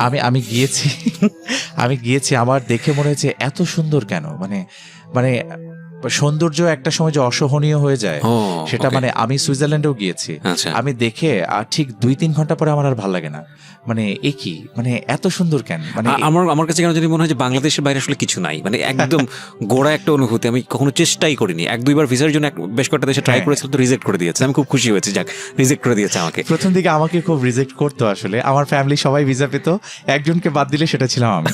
আমাকে দিত না, আমাকে কেন দিত না, এটা এমন হয়ে গেল একটা ইয়ের মতো হয়ে, একটা মিথের মতো হয়ে গেল আমার ফ্যামিলিতে যে ও ভিসা পাবে না। এবং খুবই ভয়াবহ একটা বিষয়, আমি অস্ট্রেলিয়ার ভিসা পাচ্ছিলাম না, ইউকের ভিসা পাচ্ছিলাম না। পরে আমার বাবা আমার দুঃখ কষ্ট দেখে বলল যে মানে ছেলেটা এমন হচ্ছে, আমাকে লায়ন্স ক্লাবের মেম্বার বানিয়ে দিল। আমি তখন অনার্স 3rd ইয়ারে পড়ি এবং I was a young lion. Lions ক্লাবে তখন তো মানে মেইনলি যেটা হয় বিজনেসম্যান, বড় বড় চাকরিজীবী যারা নামের আগে লায়ন লাগায়, হ্যাঁ তারা এসে করে। আমি কখনো লাগাইনি, আমার নামের আগে কখনোই ছিল না। মানাবে কিন্তু আমি ছিলাম ডিস্ট্রিক্ট 315A1 এর, and this is called the father of all districts. যারা লায়ন্স আছেন তারা ভালো বুঝবেন এটা। আমি তখন ছিলাম ওখানে এবং বাবা আমাকে এই অর্থে ওখানে দিলেন যে এদের লায়ন্স ক্লাব থেকে বিভিন্ন সময় ইন্টারন্যাশনাল কনফারেন্সগুলো হয়, এবং আমি যদি লায়ন্স ক্লাবের একজন মেম্বার থাকি সেই ক্ষেত্রে দেশের বাইরে আমার যাওয়াটা খুব ইজি হবে। এবং একটা সার্টেন অ্যামাউন্ট ডোনেট করতে হয়, বাবাই করছিলেন সবকিছু, যেহেতু বাবা বিজনেসম্যান ছিলেন অত বেশি সমস্যাও ছিল না। তো আমাকে দেখে সবাই অবাক হতো যে এত ইয়াং একটা ছেলে, ফার্স্ট ফ্লাইট। যদি আমি যেতে পারতাম ওটা আমার প্রথম ফ্লাইট হতো আর কি, বাইরে ফ্লাই করা হতো। তো তার আগের দিন আমার বাবার শরীরে মানে একদম খিচুনি দিয়ে জ্বর আসলো। আর যিনি আমাকে তখন লায়ন্স ক্লাবে আমি যার সাথে মেইনলি ডিল করতাম, কথা বলতাম, তার নাম পুরো নামটা মনে নেই, বক্সি ছিল লাস্টে। তো আমি তাকে বললাম যে আমার বাবা অসুস্থ, আমি কোনোভাবেই যাব না। এটা বলার পরে আমি ঠিক সামহাও জানি না, ওনার সাথে যখন আমার সরাসরি দেখা হলো উনি আমাকে জড়ায় ধরলেন, যে বললো যে এত ছোট একটা ছেলে তুমি এখনই বাবাকে এইভাবে ফিল করছো। আমার খুব লাগলো, অদ্ভুত লাগলো যে তুমি যেতে চাচ্ছ না। তারপর যে লাস্ট মোমেন্টে যেটা টিকিট ক্যান্সেল করে তো অনেক ড্যামারেজ দিতে হয়, আমার একটু লসটসও হলো। এনিওয়ে পরে আর যেতে পারলাম না, যাওয়া হলো না। তারপরের কনফারেন্সটা ছিল হচ্ছে নিউ ইয়র্কে, এবং সেটা আসার পর আমি খুব এক্সাইটেড, যাক আমেরিকা দিয়ে আমার শুরু হবে। তো পরে যেটা হলো, তখন আমার 3rd ইয়ার ফাইনাল পরীক্ষার রুটিন দিল, পরীক্ষার রুটিন, এক্সামের রুটিন দিল, এবং সেই রুটিন অনুযায়ী দেখা যাচ্ছে যে 20 দিনের যে কনফারেন্স আমি অ্যাটেন্ড করব, আমি যদি থাকি পরীক্ষা 3টা পরীক্ষা বাদ পড়ে যাবে। তো সামহাও সেটাও করা গেল না। দেন আমি অস্ট্রেলিয়াতে যাওয়ার জন্য, মানে সেই সময় আমার আপু বলছিল যে তোমার অস্ট্রেলিয়াতে পড়াশোনা খুব তাড়াতাড়ি শেষ হয়ে যায়, তোমাদের এখানে তো অনেক সেশন জ্যাম থাকে, তো তুমি এখনো চাইলে অস্ট্রেলিয়ার জন্যই ট্রাই করে ফেলো, 2 বছর কিছু হবে না, এটা অস্ট্রেলিয়াতে কাভার হয়ে যাবে। আমারও কি এই যে খুব ইনডিসিশনে ভোগার একটা ফলাফল এটা। ও যখন বললো আমি রাজি হয়ে গেলাম, আমার স্ট্যাটিস্টিক্স আমার ভালো লাগছিল না। তখন আমি করলাম কি, অ্যাম্বাসি ফেস করলাম, অস্ট্রেলিয়ার অ্যাম্বাসিতে দাঁড়ালাম। এবং সেই সময় ওই অস্ট্রেলিয়ান অ্যাম্বাসিতে এক ভদ্রলোক এসছে, তিনি নাকি অস্ট্রেলিয়ার গোয়েন্দা কোনো একটা বিভাগে চাকরি করতেন, এবং সবাই বলা বলি করছিল আর কি বাইরে থেকে যে এই লোকের কাছে যে যাচ্ছে সেই রিজেক্ট হচ্ছে, কাউরে ভিসা দিচ্ছে না। এবং তখন আমি একদম 100% শিওর ছিলাম যে আমার রিজেক্ট হবে, ইন্টারভিউটা ওর কাছেই পড়বে। আচ্ছা, এবং আনফর্চুনেটলি আমার ইন্টারভিউটা তার কাছেই পড়েছে। এবং সে যে আমাকে ডাকলো, অস্ট্রেলিয়ানরা যখন কথা বলে ওদের ঠিক 70 to 80% ভেতরে থাকে, এক্সেন্ট ঠিক আমাদের মতো তো না, ইভেন ব্রিটিশদের মতো বলে না তারা। আমি জাস্ট আমার ইফতেক খায়রুলের ইফটা বুঝলাম আর ইসলামের নামটা বুঝলাম, তখন বুঝলাম যে আমাকে ডাকছে। আমি ওখানে গেলাম, he was asking several questions to me and I tried my level best to answer. আমার রেজাল্ট ভালো ছিল, জাস্ট আমাকে জিজ্ঞেস করছে যে why you are just willing to move at the mid of your study, তুমি to complete your study first and then go for Australia for your MBA course or masters course. Then আমি তাকে বললাম আর কি, কিছু কথা বলতে হয় তখন কিছু কথা তাকে বললাম, সেশন জ্যামের প্রবলেমের কথাও বললাম, but he was not satisfied actually. এবং আমাকে বললো অলরাইট, বলার পরে দেন আমাকে ভিসা দিল না, কিছুদিন পরে জানা যায় এগুলা, 15-20 দিন না কতদিন পরে আমি জানি।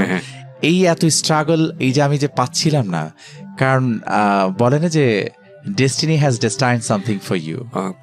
এখন আমি খুব বিশ্বাস করি এটা, আপনি পরিশ্রম ডেফিনেটলি করবেন, ভাগ্য সৃষ্টিকর্তার হাতে, সে সবকিছু লিখছে বসে। তো সেই জায়গা থেকে যখন হলো না ভিসা, আমি মানে একটা আমার পজিটিভ সাইনটা যেটা ছিল, আমি এত রিজেক্টেড হওয়ার পরে আমি ডিসঅ্যাপয়েন্টেড হতাম, কিন্তু আমি একদম ভেঙে পড়তাম না। আমার কখনোই আমার মনে হতো না যে আমার সব চলে গেছে, সব শেষ হয়ে গেছে, এরকম কখনোই মনে হয়নি। এটা কি খুব ন্যাচারালি হতো? ন্যাচারালি হতো, মানে আমার নাই, আমি নিজে কোনো একটা অবস্থানে নাই, কিন্তু আমি আমার আশপাশের লোকজনকে খুব বুস্ট আপ করতাম। ওয়াও, বাই দ্য ওয়ে, আমি যে জায়গাটায় আসতে চাচ্ছিলাম সেটা হচ্ছে আপনার সিদ্ধান্ত নেওয়া যে আপনি কি করবেন, BCS করা বা অস্ট্রেলিয়াতে চলে যাওয়া, এরকম একটা জায়গা। যখন আমাকে অস্ট্রেলিয়া থেকে ওরা বললো যে বাইরের জন্য অ্যাপ্লাই করার জন্য, তখন আমার এর পাশাপাশি মা বললো, আবার আমার এক ব্রাদার ইন ল, তিনি বললো যে তুমি তো স্টুডেন্ট ভালো, তো why don't you sit for BCS examination. আমাকে এই কথাটা কয়েকবার বললো। আমি তখন পর্যন্ত জানতাম না BCS আসলে কি, I never had any idea. কারণ আমি ওই যে তখন CID দেখাতো না টিভিতে, লম্বা করে লোকটার কি যেন একটা নাম আমার নাম আমাকে জিজ্ঞেস করলো, আমি মাঝে মাঝে ভুলে যাই, আপনি নাম জিজ্ঞেস করলেন। লম্বা করে যারা দেখে CID তারা হয়তো বলতে পারবে, আমার কাছে খুব বোরিং লাগে কেন জানি, SCP সামথিং এরকম কিছু একটা বলে।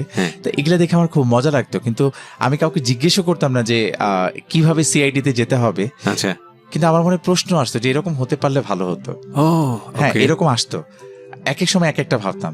কখনো ওই যে বাংলা ফিল্ম দেখে যখন দেখতাম যে অর্ডার বলে জাজ কথা বলছেন, আমার জাজ হওয়ার খুব ইচ্ছা ছিল। আচ্ছা, একটা সময় পরে মনে হলো যে আমি তো খুব ভালো ডিবেট করতাম, আমি মনে হয় উকিল হলে খুব ভালো করতাম। হ্যাঁ, এটা আমারও ছিল পারসেপশন। তো এবং আমি যেটা যে ওকালতির যে চিত্রটা আসলে ফিল্মে আমরা যেটা দেখি, এটা বাস্তবে না। আমার বোন তো সুপ্রিম কোর্টের আইনজীবী, তো ও আমাকে যখন বললো যে আসলে চিত্রটা এটা না, তুমি যতটা এক্সাইটেড হচ্ছ, আমার যে কি ভীষণ পরিমাণ মন খারাপ হলো। আমি নিজের চোখে দেখার পরে খুবই ডিমোটিভেটেড হয়েছি। আমি ভাবছিলাম যে দুপক্ষ যুদ্ধ হবে, একটা পুরো ড্রামা হবে ওখানে, তারপরে উইন করবে যার যতটা বেশি লজিক থাকবে তাকে সাপোর্ট করবে। Ultimately scenario is different. কিছুই না। হ্যাঁ, তো আমার ভীষণ মন খারাপ হলো এটা নিয়ে। তারপর বাই দিস টাইম যখন আমাকে ওটা বললো, তখন আমি BCS এর বই কেনার জন্য নীলক্ষেতে গেলাম। আচ্ছা, নীলক্ষেতে যে আমার এখনো খেয়াল আছে, অ্যাসিউরেন্স সিরিজের কিছু বই একসাথে কিনে ফেললাম, কারেন্ট ওয়ার্ল্ড, কারেন্ট অ্যাফেয়ার্স অনেকগুলা কিনলাম। কেনার পরে BCS এর পড়াটা একটু ঝামেলাপূর্ণ। মানে ঝামেলাপূর্ণ হচ্ছে BCS এর চান্স পাওয়ার জন্য খুব মেধাবী, মানে অনেক মেধাবী হতে হবে আমি সেটা বলছি না, মেধাবীরা তো ডেফিনেটলি ওয়েলকামড, কিন্তু যেটা হয় যে অনেক বেশি ইন্ডাস্ট্রিয়াস হতে হয়, অনেক পরিশ্রমী হতে হয়, সেই পরিশ্রমটা অনেকে করতে পারে না, এটা খুব কষ্ট হয়ে যায়। আমি পারিনি। তো যেটা হলো, আপনার সামনে জলজান্ত এক্সাম্পল বসে আছে। ওকে, 30তম BCS দিয়ে আমি শুরু করি মেইনলি। আমি যখন জানা শুরু করলাম যে 30তম BCS যখন দিতে গেলাম, তখন হচ্ছে প্রিলি দিলাম, প্রিলি দিয়ে প্রিলি হয়ে গেল। তারপর রিটেন দিলাম, রিটেনও হয়ে গেল। তখন পর্যন্ত আমি কিন্তু সিরিয়াস না, আমি জাস্ট পরীক্ষা দিতে হয় এই জন্য দিচ্ছি। সিরিয়াস না বলতে মানে পড়ালেখা তো করেছি, কিন্তু সেই সেন্স থেকে যে একটা ন্যাক থাকা যে আমার এটা হতেই হবে, কারণ তখন পর্যন্ত আমি ফ্লোতে থেকে আসলে বুঝতে পারছি না জিনিসটা কি, বিষয়গুলো আমার কাছে ক্লিয়ার না। এবং আমি তখন কোচিং করিনি, আমার কোনো যেহেতু কোনো আইডিয়া নাই, এবং আমার ফ্যামিলিতে যেহেতু কেউ ছিল না, যেহেতু আমার ফ্যামিলিতে বিজনেস ঘরানাটা ছিল আর এই চাকরিজীবীর ঘরানাটা একটু কম, সেই পার্সপেক্টিভ থেকে ক্লিয়ার ছিল না। তো ভাইভাতে যখন গেলাম, ভাইভাতে মানে অনেক পড়েছি আর কি বিভিন্ন জায়গায়। চয়েস কি ছিল? আমার ফার্স্ট চয়েস ছিল পুলিশ ক্যাডার। 30-এ ফার্স্ট চয়েস পুলিশ ক্যাডার ছিল। আচ্ছা, আর এটা বুঝে শুনে দিয়েছিলেন, ওই সিআইডি হতে চাই বুঝে শুনে, ওই ড্রিম অবচেতন মনে যেটা কাজ করেছে। আর ইউনিফর্মটার প্রতি লাইক আমার একটা ভালো লাগা আছে, যে ইউ আর ওয়ারিং ইউনিফর্ম, মানে it gives you a different vibe.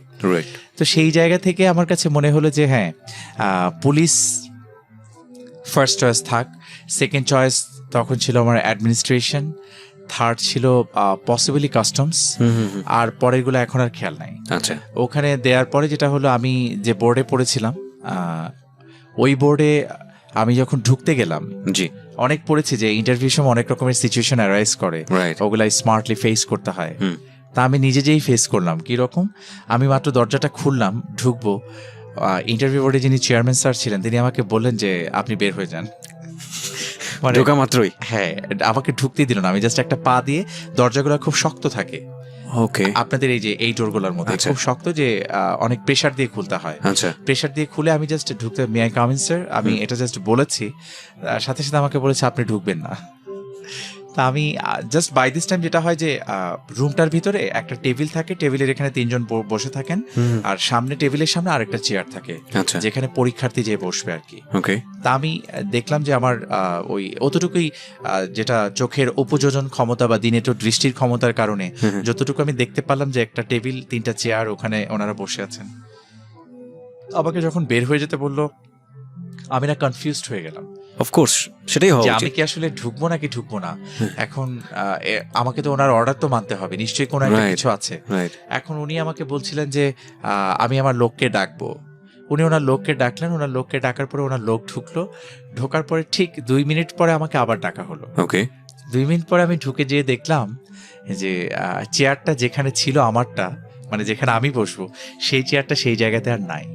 সেই চেয়ারটা অনেক দূরে চলে গেছে, মানে একদম রুমের এক প্রান্ত থেকে আরেক প্রান্ত। আমি জানি না, এটা হয়তো ওয়ান সর্ট অফ টেকনিক্স পরীক্ষার আগে। তো ওনারা আমাকে প্রশ্ন করছিলেন ওই দূর থেকে, এবং আমি আনসার দিচ্ছিলাম। তো যাই হোক, ইন্টারভিউটা দিলাম, ভালো মন্দর মিশেল একটা ইন্টারভিউ হয়েছিল, কিন্তু আমার 30তমতে আমি ভাইভাতে ডিসকোয়ালিফাই করি। আমার হয়নি। আমারটা খুব হরিবল ছিল, এবং কোথাও বলা যাবে না মিডিয়াতে, বললে সমস্যা হয়ে যাবে অনেকের। সো এটা বলবো না, বাট জীবনে যদি কোনোদিন লিখি তাহলে হয়তো বা থাকবে সেটার মধ্যে, লাইফ স্টোরির মধ্যে। হ্যাঁ, পরে 30তম, যেটা আমাদের সময় বিসিএস এর গতিটা আসলে খুব বেড়ে গেল।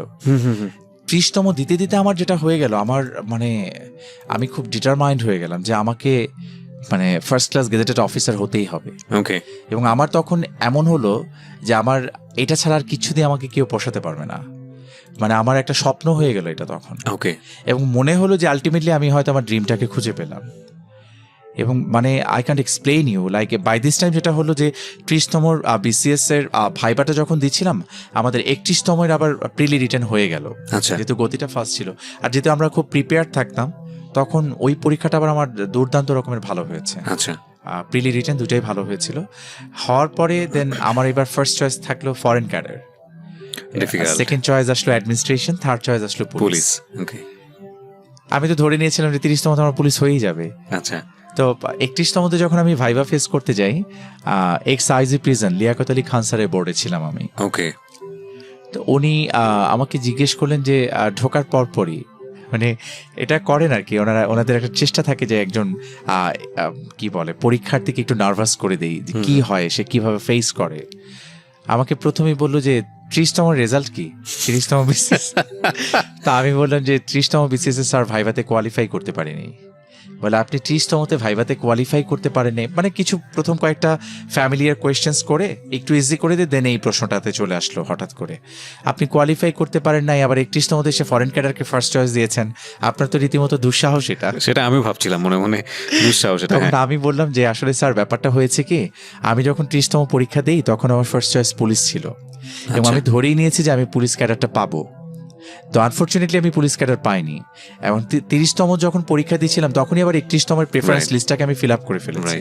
এবং যেহেতু আমি ধরে নিয়েছি আমি পুলিশ ক্যাডার পাবো, 31তমতে আমি পুলিশ ক্যাডারের উপরে কোন ক্যাডারটা আছে সেটা দেখতে চেয়েছিলাম। তখন আমার কাছে মনে হয়েছে হ্যাঁ, ফরেন ক্যাডারটাকে আমি বেছে নিতে পারি। আর আমি অত্যন্ত বিনয়ের সাথে স্যার বলতে চাচ্ছি যে প্রথম 10 থেকে 12 জন ফরেন ক্যাডার পাবে তার একজন আমিও হতে পারি। এই কথাটা বলার পরে স্যার একটু আমার দিকে একটা লুক দিল আর কি। লুক দেওয়ার পরে আমাকে বললো যে তুমি ইংলিশে কথা বলতে পারো। আমি একটু মনে মনে ভিতরে ভিতরে হাসছিলাম। ফরেন ক্যাডারটা দেওয়ার পিছনে আমার একটা রিজন ছিল এটা, I wanted to show my that calibre, that part of efficiency, so that তারা বুঝতে পারে যে ছেলেটার ইংলিশ একটু দখল আছে। এখানে এগুলা সামহাও আপনি তো চাইবেন যে আপনার জায়গা থেকে আপনার ইন্টারভিউটা এমন হোক যে কারণে আপনার বোর্ড মেম্বার্স আপনার উপরে প্লিজ থাকুক। তো আমার মধ্যে সেই ব্যাপারটাও কাজ করছিল যে ফরেন ক্যাডারটা কি আমি ফার্স্ট চয়েস দিলে সেক্ষেত্রে আমাকে কিছু questions I will definitely face in English, এবং আমার একটু কথা বলার সুযোগ থাকবে, এবং সেই জায়গা থেকে হতে পারে যে আমি ফরেন ক্যাডার না পেলেও একটা ক্যাডার আমি পাবো। ওই জায়গা থেকেই যখন আমাকে বললো যে আমাদের ফরেন পলিসি ইংলিশে বলার জন্য, দেন আই স্টার্টেড স্পিকিং। কথা বলার পরে স্যাররা খুব খুশি হচ্ছিলেন, আমি বুঝতে পারছিলাম। এবং এরপরে আমাকে হিউমিলেট করার মতো বা আমাকে ডাউন ট্রোডন করার মতো কোনো ধরনের কোয়েশ্চেন আমাকে আর করা হয়নি। এবং I was asked almost 17 questions and I answered 16 questions perfectly. একটা প্রশ্নের অর্ধেক পেরেছিলাম, অর্ধেক পারিনি। তখন আমার এখনও খুব কানে বাজে কথাটা। স্যার তখন বলছিলেন, লিয়াকত আলী খান স্যার, উনি বোর্ডের চেয়ারম্যান, উনি তখন ওনার পাশে যিনি ছিলেন বোর্ড মেম্বার্স, তাকে বলছিলেন যে স্যার ছেলেটাকে ছেড়ে দেই। মানে ওনার এই কথাটার মধ্যে এত মায়া ছিল, আমার তখন মনে হচ্ছিল কি যে আমার চাকরিটা ইনশাল্লাহ হয়ে যাবে। এবং সেই সময় আমার পরীক্ষার জাস্ট ভাইবার 15 দিন আগে আমার মা দেশে আসেন অস্ট্রেলিয়া থেকে। আমার হচ্ছে একটু নিট অ্যান্ড ক্লিন না থাকলে মানে আমি পড়তে পারতাম না, একটু গোছানো না থাকলে। সবসময় যদি এখন আর ঠিক ওই ব্যাপারটা নাই। তো আমার মা এসে দেখলেন 7 দিন ধরে আমার বেড কভার চেঞ্জ হয় না আমার রুমে, এবং আমার বইপত্র নোটস সব এইভাবে ছড়ানো ছিটানো। আচ্ছা। তো মা বুঝলো যে আমি একদম কাইন্ড অফ ক্রেজি হয়ে গেছি, মানে এরকম কেন। মা আমাকে বললো, তোমার তো হারানোর কিছু নাই, তুমি এরকম পাগলের মতো করতেছো কেন? কি হবে এটা না হলে? চলে যাবা, আমার সাথে চলে যাবা, এরকম ভাবে বলছিল আমাকে। আমি বুঝছিলাম যে আমাকে আসলে ইন্সপায়ার করছিল যেন আমি খুব বেশি ডিজার্টেড না হলে। আমি তখন বললাম যে মা, আমাকে এখন কোনো জায়গার একটা চেয়ারম্যান বানিয়ে দিলেও হবে না, কোনো বোর্ড বলেন অন্য কোথাও বলেন, আমার এটাই লাগবে, আমার এটাই হতে হবে। That determination is very much important to touch your dream. Like আপনি যদি ফিল করেন ভেতর থেকে যে আপনার এটা লাগবে। এবং ওই যে শাহরুখ খানের কি একটা ফিল্ম ছিল না, ওম শান্তি ওমের মধ্যে, সে বলেছিল যে যখন আপনি কোনো জিনিস খুব মন থেকে প্রত্যাশা করেন তখন পুরো পৃথিবী এক হয়ে যায় আপনাকে আপনার সেই স্বপ্ন কিছু মানে ছুতে পারার অনুপ্রেরণা দেবার জন্য। তো সেই রকম একটা বিষয়, লাইক আপনি ভিতর থেকে যদি ফিল করেন। এবং আমি খুব খেটেছিলাম। আজকে এই এপিসোডটি স্পেশালি যারা বিসিএস এর প্রিপারেশন নিচ্ছেন তাদের জন্য ডেডিকেট করা হলো।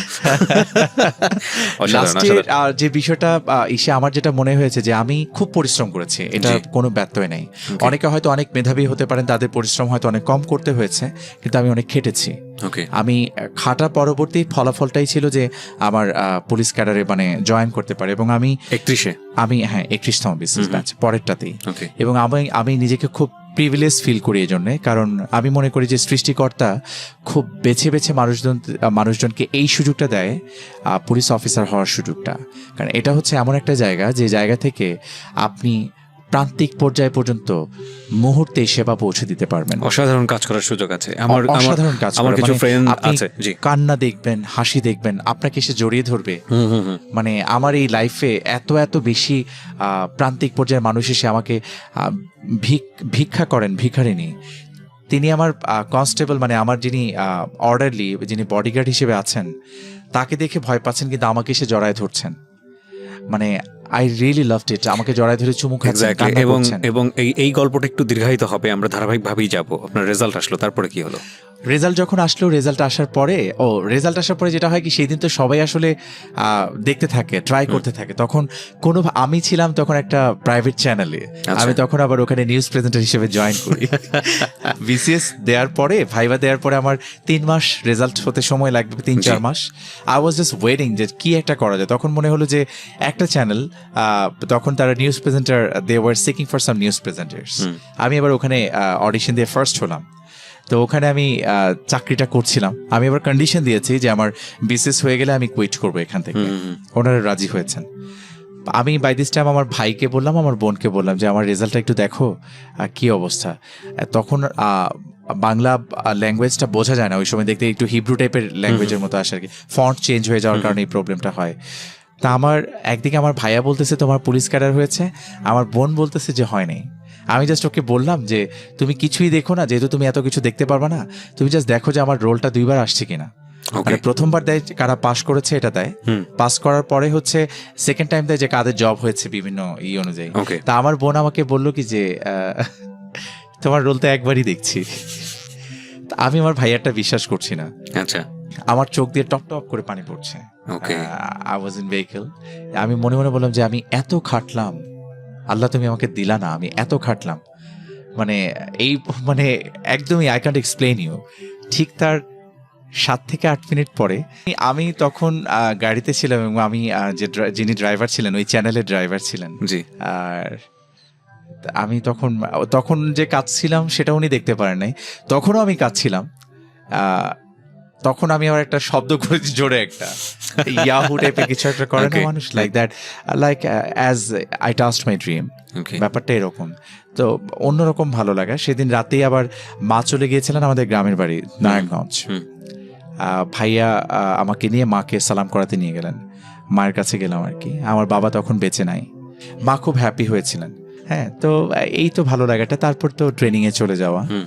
ট্রেনিংটা খুব হার্ড হয় আমাদের। আচ্ছা, সারদা যেটা করে যে আমাদের একদম ফিটনেসটার প্রতি সবচেয়ে বেশি প্রথমে অ্যাটেনশন দেয়, আস্তে আস্তে করে তারপরে হচ্ছে গড়ে ওঠার পরে দেন 1 বছর শেষ করার পরে আমরা বের হয়ে আসি। ওখানে কি 1 বছর পর আবার পরীক্ষা দিতে হয় এরকম কোনো কিছু? না, 1 বছর পরে পরীক্ষা তো হয় একটা, যে আমাদের আরেকটা মাস্টার্স করতে হয়েছে ওখানে, master of police science under Rajshahi university. We are lucky enough যে আমার ভাল লাগে যে আমার 3টা মাস্টার্স। তো এরকম যেটা হয় ওটা করার পরে দেন ওখান থেকে আবার 6 মাসের জন্য আমাদের বাস্তব প্রশিক্ষণের জন্য পাঠানো হয়। আচ্ছা, দেন আমাদের পোস্টিং হয় আর কি। প্রথম পোস্টিং হয় ঢাকা মেট্রোপলিটন পুলিশে, ডিএমপিতে। হ্যাঁ, আমি একদম স্টেপ বাই স্টেপ যেতে চাই, কজ আমি জানি যে এত ইন ডিটেইলি আমার ক্যারিয়ারে কখনো আমি শুনিনি, আমি রেডিও টেলিভিশনও পাইনি যে একজন পুলিশের লাইফ স্টাইল কি হতে পারে, বা আপনার পক্ষ থেকে। আমরা তো জানি যে গভর্নমেন্টের একটা লিমিটেশন আছে, যতটুকু বলা সম্ভব মানুষকে ইন্সপায়ার করার জন্য। ইউ ফেস লট অফ আমার কাছে যেটা মনে হয়, আমি প্রিয় শ্রোতা এখানে আপনাদেরকে একটু হেল্প করার জন্য বলছি। ওনার আইডিতে যদি আপনারা ফলো করেন তাহলে দেখবেন যে বাংলাদেশের ঢাকা শহরে খুব রিসেন্টলি লাস্ট 6 মান্থে যত ধরনের, বিশেষ করে যাত্রাবাড়ি থানা এরিয়াতে যত ধরনের আলোচিত সমালোচিত ঘটনা ঘটেছে এবং যেগুলোর কেস ফাইল হয়েছে, যত দ্রুত সমাধান হয়েছে, সেখানে এই ভদ্রলোকের অনেক বড় কন্ট্রিবিউশন ছিল। এবং এই জন্যই বলি যে ওনার ফ্যান ফলোয়ার সংখ্যা এত বেশি কেন। যাই হোক, আমি একটু ধারাবাহিকভাবে যেতে চাই যে আপনি কুমিল্লার কথা বলছিলেন এবং তারপরে আপনি কুমিল্লা থেকে আমাদের এই বাস্তব প্রশিক্ষণটা শেষ করার পরে আমাদের যেটা হলো যে ঢাকা মেট্রোপলিটন পুলিশে জয়েন করলাম। ওখানে আমি এসসি মিডিয়া অ্যান্ড পিআর হিসেবে ছিলাম, মিডিয়া অ্যান্ড পাবলিক রিলেশনস। আমার কোনো একজন ব্যাচমেট আমাদের DC media and public relations sir যিনি ছিলেন, ডিসি মিডিয়া স্যার আমার প্রথম বস মাসুদ স্যার, মানে আনুষ্ঠানিকভাবে প্রথম বস। কারণ যখন বাস্তব প্রশিক্ষণে যাই তখন আমার আরেকজন বস ছিলেন, ওখানকার এসপি স্যার ছিলেন টুটুল চক্রবর্তী স্যার তখন কুমিল্লার। তো মাসুদ স্যারকে কেউ একজন বলে দেয় যে ওর জার্নালিজমের একটা পোস্ট গ্রাজুয়েশন করা আছে, ওকে যদি মিডিয়া অ্যান্ড পিআরে আনা হয় ও ভালো করবে। আচ্ছা, তো এনিওয়ে আমি কাজ করে মজা পেয়েছি ওখানে। এবং আমার কাছে পোস্টিং প্লেসটা আসলে কখনোই মুখ্য ছিল না। আমার কাছে মনে হয়েছে যে আপনি in every phases, in every places you can work. আপনার শুধু কাজ করার ন্যাকটা থাকতে হবে। এবং ওখানে যেটা হয়েছে যে বাংলাদেশে যত রিনাউন্ড জার্নালিস্ট যারা আছেন তারা আমাদের এখানে আসতেন এবং তাদের সাথে একটা র্যাপও হয়ে যায় এবং তাদের সাথে চমৎকার একটা সম্পর্ক, বন্ধুত্বপূর্ণ সম্পর্ক, প্রফেশনাল পেশাদারি একটা সম্পর্কের জায়গা তৈরি হয়েছিল ওখান থেকে। এবং অনেক বলার, যেহেতু আমি ওই আগে থেকেই উপস্থাপনা করতাম, ধারা বর্ণনা করতাম, বাই দিস টাইম আমার ডিপার্টমেন্টও এটা জেনে গেল। জেনে যাওয়ার পরে যেটা হলো যে আমাদের যত রাষ্ট্রীয় প্রোগ্রামগুলো হওয়া শুরু করলো, সেগুলোতে হচ্ছে আমার ডাক পড়া শুরু হলো। এবং আমি আসলে গর্ববোধ করি এটা নিয়ে যে মাননীয় প্রধানমন্ত্রী যে প্রোগ্রামগুলো হয়, সেই প্রোগ্রামগুলোতে আসলে যখন ডাক পাই অনেক সিনিয়র স্যারদের সাথে, আমাকেও যখন একজন ধারাভাষ্যকার হিসেবে ডেকে নিয়ে যায়, আমার তখন খুব ভালো লাগে যে লাইক কাজগুলো করতে পারছি। আর যেটা হয় যে যেহেতু ছোটবেলা থেকে আমার ক্যামেরা ভীতিটা নাই, ক্যামেরা ফ্রেন্ডলি ছিলাম, বিটিভিতে পারফর্ম করেছি, বিভিন্ন চ্যানেলে পারফর্ম করেছি, সেই ক্ষেত্রে আমার একটা বিষয় ছোটবেলা থেকে আসলে মিস করে এসেছিলাম। আমি হচ্ছে শুধুমাত্র নাচ ছাড়া, ডান্স ছাড়া এমন কোনো ক্ষেত্র সাংস্কৃতিক অঙ্গনে ছিল না যেটাতে আমার পদচারণা ছিল না। আমি সব জায়গাতেই গিয়েছিলাম এবং আমার মোটামুটি 250-র মতো অ্যাওয়ার্ডস আছে বিভিন্ন, মানে জাতীয়, বিভাগীয়। আমি 2 টাইমস গোল্ড মেডেলিস্ট আবৃত্তির ক্ষেত্রে, ন্যাশনাল অ্যাওয়ার্ড আছে আমার। আর হচ্ছে বিতর্কের ক্ষেত্রে আমি 2005-এ সারা বাংলাদেশে বেস্ট পাবলিক স্পিকার হয়েছিলাম। আর তারপর হচ্ছে 2009-এ ইংলিশ বিতর্কে আমার একটা অ্যাচিভমেন্ট ছিল, সেটা খুব রিমার্কেবল না, বাট আমার কাছে এটা আসলে খুব অন্যরকম একটা বিষয় ছিল। তো এই বিষয়গুলা, মানে এগুলা করতে করতেই তো ওই জায়গাটায় আসা।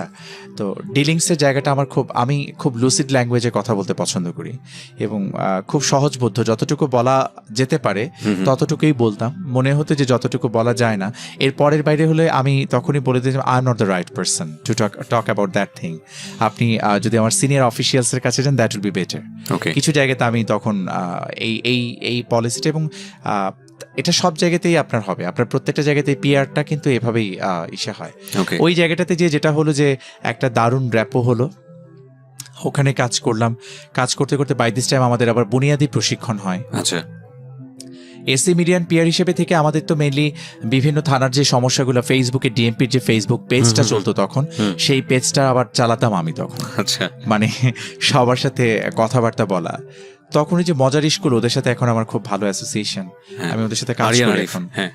আরিয়ানদের যে গ্রুপটা, ওদের একটা ঘটনা ঘটে গেল অ্যারেস্ট হওয়ার ব্যাপারে, ওটা নিয়ে সোশ্যাল মিডিয়াতে খুব ইসে হচ্ছিল। এটা ওদের জায়গা থেকে ওদের একটু গ্যাপ ছিল, মানে in good faith they try to do something, কিন্তু যেহেতু একটা নিয়ম কানুন অনুযায়ী সবকিছু আগায়, ওই সেই নিয়ম কানুনের জায়গাটাতে একটু গ্যাপ থাকার কারণে, বাট আমরা পরবর্তীতে we understood it, they were they did the work in good faith. এই জিনিসটা যখন আমাদের কাছে মনে হয়েছে, তখন আমি আমার সিনিয়র স্যারদের কাছে যে ঘন্টার পর ঘন্টা দাঁড়িয়ে থেকেছিলাম, যে স্যার ওরা তো এরকম হয়েছে, ভুল একটা করে ফেলেছে স্যার, কিন্তু ব্যাপারটা এই যে তারা আসলে এরকম করতে চায়নি। এখন জেনুইনলি যেটা হয়েছে, তখন মোবারক নামে, আমার এখনো খেয়াল আছে, মোবারক নামে ছোট একটা বাচ্চা, ওরা মেইনলি ওদের মজার স্কুলে নিয়ে যাওয়া হয়েছিল। ওর চাচা এসে কমপ্লেন করেছিল যে মোবারককে কিডন্যাপ করা হয়েছে এবং একটা গ্রুপ হচ্ছে নিয়ে যাচ্ছে। এখন আমার কাছে বাদী আছে, ভিকটিম আছে, আবার আরেকটা পক্ষ আছে, এবং ওরা যে জায়গাটায় করছিল সেখানকার লোকাল যে পুলিশ স্টেশন, তারাও ওদের সম্পর্কে ওয়াকিবহাল ছিল না। এবং এর পাশাপাশি যেখানে ওরা চালাতো এই কার্যক্রম, সেখানকার লোকজনও কোনো পজিটিভ রিমার্কস দেয়নি। আশপাশের লোকজনের তো মানে মাঝে মাঝে থাকে না যে কয়েকজন দুই একজনের যে একটু দেখি না অন্যরকম বলে কি হয়, এটা আমি জানি না, স্বভাবজাতভাবে আমরা কেউ আবার একটু পরশ্রী কাতর, মানে এটা কিন্তু আপনি বিশ্বের আর কোথাও দেখবেন না। আমাদের এশিয়ানদের মাঝে কিন্তু এই বিষয়টা একটু খুব ন্যাচারালি এটা চলে আসে, কেউ ভালো করলে আমরা সহ্য করতে পারি না। এক্স্যাক্টলি। তো পরে যেটা হলো যে ওদের সম্পর্কে ওখান থেকে আরো কিছু নেগেটিভ রিমার্কস দিল। এই নেগেটিভ রিমার্কস দেওয়ার কারণে পুলিশ একদম লজিক্যালি, লিগালি, রেশনালি মুভ করলো, যে যেহেতু মোবারকের চাচা এসে মামলা করতে যাচ্ছে, মামলা হলো, ভিকটিম আছে, ভিকটিম উদ্ধার হলো। পরবর্তীতে মানে নানা লোকজন নক করা শুরু করলো যে তারা করছে, এত ভালো কাজ করছে, আপনাদের দেখা হচ্ছে। এখন যেটা হয় যে এই জায়গাটা একটু ক্লিয়ার হওয়া উচিত যে পুলিশের কাছে তো আসলে কোনো দৈব শক্তি নাই, বা পুলিশ তো আসলে ফেরেশতা না যে কারো মনের ভিতরে যে বুঝে ফেলবে যে তার আসলে কোনটা কাজ করছে। আমার চোখের দৃষ্টিতে যেটা দৃশ্যমান, আশপাশ থেকে যেটা আমি শুনবো, তার উপর ভিত্তি করে কিন্তু প্রাথমিকভাবে আমাকে আগাতে হবে 100%। এবং যখন আমি বিভিন্ন জায়গা থেকে যখন এভিডেন্স পাওয়া শুরু করলাম যে ওরা আসলে খুব পজিটিভ কাজ করতে যাচ্ছে, একটা ভালো কাজ করতে যাচ্ছে, তখন আমি আমার তখনকার ডিসি স্যার ছিলেন মুনতাসির স্যার, স্যারের রুমে যে আমি বারবার দাঁড়িয়ে থাকতাম, আর স্যারকে দিয়ে অন্যান্য সিনিয়র স্যারদেরকে কল করাতাম যে স্যার এটা একটু দেখেন, এটা একটু দেখেন। তারপর তো আলহামদুলিল্লাহ ওরা একটা সময় পরে বের হয়ে আসলো। সেই সময় বিভিন্ন চ্যানেল, বিভিন্ন পত্রিকার অনেক সিনিয়র বড় ভাইরা আমার কাছে এসেছিলেন, আমি নামগুলো এই মুহূর্তে বলছি না। ওনারা বিভিন্ন সময় ওনাদের ফেসবুকে স্ট্যাটাস দিয়েছিলেন আমাকে নিয়ে। তো আরিয়ানরা জানতো না যে ওদের জন্য কোনো একজন অফিসার একটু কাজ করেছিলেন। এখন সে ব্যক্তিটাকে এটা ওরা জানতো না। এটা ওদের কাছে ক্লিয়ার হয়েছিল প্রায় 5-6 মাস না 3-4 মাস পরে। আচ্ছা, একজন বড় ভাই বলেছিলেন আর কি যে এই কাজটা হয়েছিল আর কি।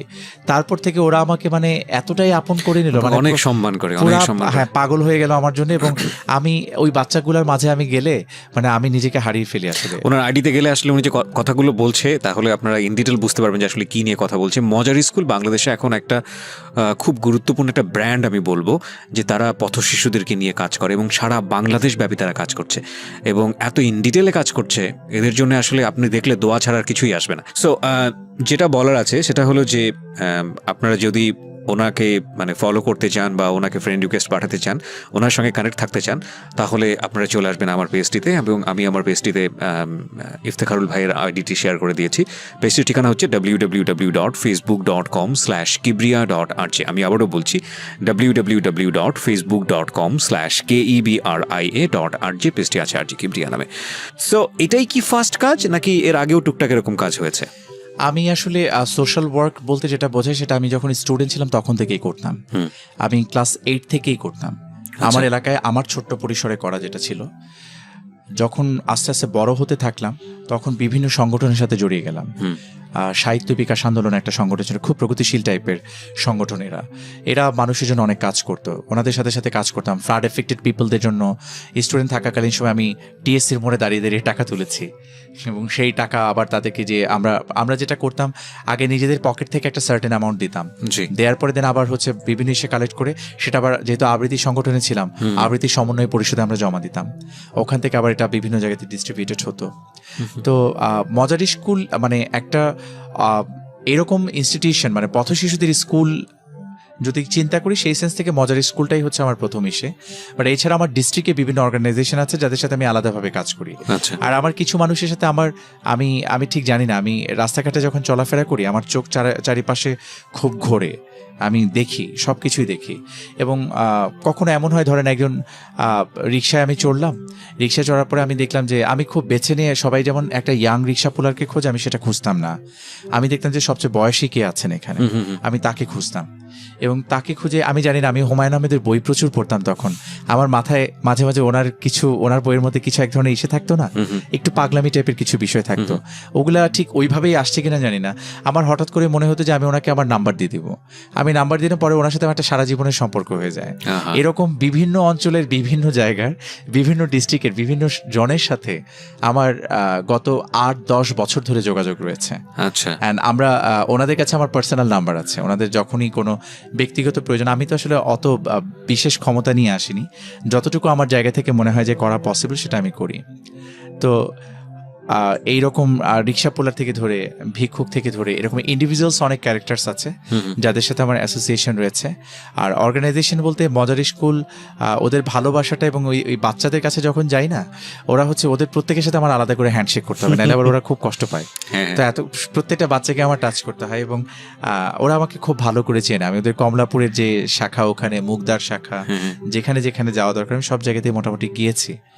তো এর পাশাপাশি যেটা হয় যে নিজে যখন ক্রাইম জোনে চলে আসলাম আমি, ওখান থেকে এসএ মিডিয়ান পিআর থেকে পরে আমি আরেকটা জায়গাতে ছিলাম 8 মাসের জন্য, ওখান থেকে দেন আমি ফাইনালি ওই বুনিয়াদি প্রশিক্ষণটা সাভারে করতে হয় আমাদের 6 মাসের, ওটা করার পরে দেন আমি ডেমরাতে জয়েন করি, ডেমরা জোনে যাত্রাবাড়ি। এখন আপনি এখানেই আছেন। ওটা কত সালে জয়েন করলেন? আমি জয়েন করলাম হচ্ছে 2016 ডিসেম্বরের 21 তারিখে। ওকে, আমার 1 বছর 5-6 মাসের মতো চলছে। আমার মানে আমি তো মনে করি যে ডেমরার যে এক্সপেরিয়েন্স সেটা বলতে গেলে রাত দিন মোটামুটি পার হয়ে যাবে। ডেমরার এক্সপেরিয়েন্স বলতে গেলে আসলে রাত দিন না, শুধুমাত্র 3-4 দিন লেগে যাবে। ভয়ানক রকমের এক্সপেরিয়েন্স। ডেমরার এক্সপেরিয়েন্স আমার কাছে মানে খুবই মানে অন্যরকম এক্সপেরিয়েন্স। এবং আমি খুব লাকি এই জন্যে যে আমার যিনি সম্মানিত ডিসি স্যার ওখানে আছেন, মোহাম্মদ ফরিদ উদ্দিন স্যার, মানে উনি এত বেশি ওন করেন আমাদেরকে, এবং কোনো কাজে একটা থাকে না যে like you are doing some works, আপনি কাজ করছেন কিন্তু আপনার ব্যাকবোনকে সাপোর্ট দেওয়ার জন্য তো লাগে পেছন থেকে। তা আমাদের যে সিনিয়র অফিসিয়ালসরা আছেন তারা ঠিক সেই সাপোর্টটাই দিচ্ছেন, এবং স্যার তো মানে যে কোনো ধরনের পজিটিভ কাজে সবসময় অ্যাপ্রিসিয়েট করবেন, এটা করো। এবং আমাদের অন্যান্য সিনিয়র স্যারা যারা পার্সোনালি চেনেন তারাও বলেন এরকম করে যে ওখানে খুব দুঃখজনক বিষয় আছে এখানে, যে এখানে কাজ করতে যে এক মাদক ব্যবসায়ীর বিরুদ্ধে মামলা হওয়ার পরে সেই মাদক ব্যবসায়ীর স্ত্রী আবার আমাকে সহ আরও কয়েকজন আমার অফিসেরই সেই স্টাফকে জড়িয়ে মানে কোর্টে যে মামলা করে দিয়েছে। এবং আমি নিজে একটা মামলার আসামিও হয়েছিলাম, মানে সেটার আবার পরবর্তীতে নিয়মকানুন অনুযায়ী যেভাবে যায় আর কি। তো এই ধরনের সিচুয়েশনও ফেস করতে হয়, কারণ আপনি যখন একটা এলাকায় থাকবেন সবাই আপনার সাথে ভালোটাকে করতে এপ্রিসিয়েট করবে না।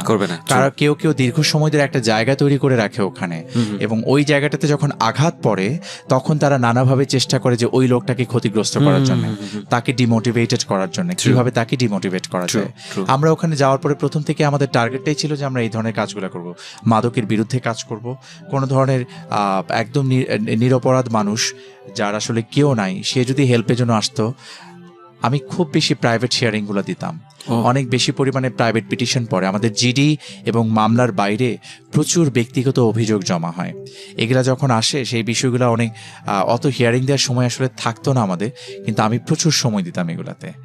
এবং সত্যি কথা বলতে 1.5 বছর আমি আমার পরিবারকে যথেষ্ট বঞ্চিত করেছি। আপনার পরিবারের গল্পে না আমি একটু পরে আসবো, কিন্তু এই 1.5 বছরের এক্সপিরিয়েন্সগুলো স্টেপ বাই স্টেপ এক্সপিরিয়েন্স বলতে ওখানে যাওয়ার পরে আমি দেখলাম যে যাত্রাবাড়ি এলাকাতে ঠিক প্রান্তিক পর্যায়ে লোকজন অত বেশি নাই, কিন্তু আছে ওখানে ফ্লোটিং পিপল বেশি, কিন্তু ডেমরা এলাকাতে খুব গরিব টাইপের, যেটা বলতে বোঝায় রুরাল টাইপের লোকজন যেটা বোঝায়। আমি ওখানে যে কাজটা শুরু করলাম, আমাদের এটা সবাই করে ডিএমপিতে, মানে উঠান বৈঠক বলে এটাকে, বিট মিটিং বলে, এগুলা করে করে বিভিন্ন জায়গাতে আমার নাম্বার ছড়িয়ে দেওয়া শুরু করলাম, যে সেটা যে কোনো ধরনের ঝামেলাই হোক, যদি আপনি মনে করেন যে আপনি সামহাও ডিপ্রাইভড হচ্ছেন, আপনাকে কেউ নির্যাতন করছে, অন্যায়ভাবে আপনার সাথে কেউ আচরণ করছে, আপনি সরাসরি আমার সাথে ডিল করবেন। এবং আমার অফিসের অ্যাড্রেসটা দিয়ে আসতাম।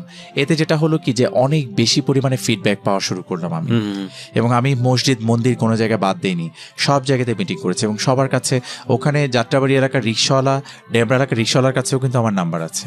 এবং প্রায় সময় আমাকে অনেক অকওয়ার্ড কলও রিসিভ করতে হয়, আনওয়ান্টেড কল, যে আপনার নাম্বার আমার মোবাইলে আসলো কিভাবে আমাকে। তা আমার খুব ভালো লাগাটা এই জন্য, মানে আমার কাছে ঠিক অসাম্প্রদায়িক বাংলাদেশের যে একটা চিত্র, আমার কাছে মনে হতো যে এই জিনিসটা এরকমভাবে হচ্ছে। এখানে আসছেন মানে আমরা কোনো রিলিজিয়ান, কোনো গোত্র, অন্য কোনো জায়গা থেকে ক্লাসিফিকেশনের সুযোগটা এখানে ছিল না। প্রত্যেকটা জায়গাতে ফোকাস করা যে আপনি নিরীহ নিষ্পেষিত হয়েছেন, হ্যাঁ, সবারটা আমার চোখের সামনে আসেনি। অফিসিয়ালি আমি নোটিফাইড যে পর্যন্ত না হতে পেরেছি সে পর্যন্ত তো আসলে আমার পক্ষ থেকে ইনিশিয়েটিভ নেওয়ার সুযোগটা ছিল না, কিন্তু যখনই আমি জানতে পেরেছি আমরা ইনস্ট্যান্ট ওখানে পদক্ষেপ নিয়েছি। আমার ওখানে অনেক ঘটনা ঘটেছে, এটা আসলে অনেক এলাকাতেই ঘটে, কিন্তু আমি আমাদের যেমন 38 দিন বয়সে একটা বাচ্চা ছেলেকে কিডন্যাপ করা হয়েছিল,